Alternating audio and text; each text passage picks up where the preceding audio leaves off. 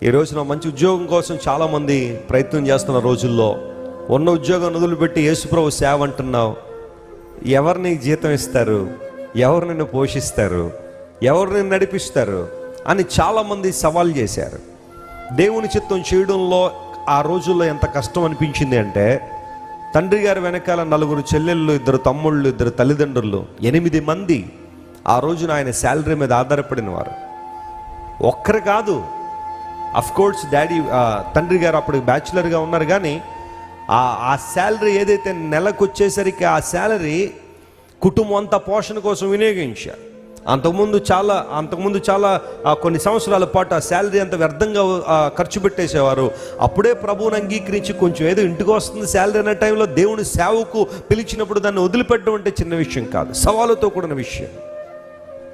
అయితే దేవుని సన్నిధిలో ప్రార్థన చేసి, ప్రభువా నువ్వు పిలుస్తున్నావు, నన్ను పోషించువాడు నీవు, ఏనాడు నన్ను వదిలిపెట్టవు నాయన, నన్ను బలపరుచువాడు నీవని ఆ రోజు దేవుని యొక్క చిత్తాన్ని నెరవేర్చడానికి కష్టమైన, ఇబ్బంది అయిన, ఒక్కొక్కసారి అపవాది యొక్క తలంపులు, ఇది నిజంగా దేవుడి చిత్తమైన, దేవుడు నిజంగా పిలిచాడా అన్న అనుమానాలు కూడా హృదయంలోకి వచ్చేస్తున్నప్పుడు, no, my god is called me, he has a great purpose, he has a great purpose.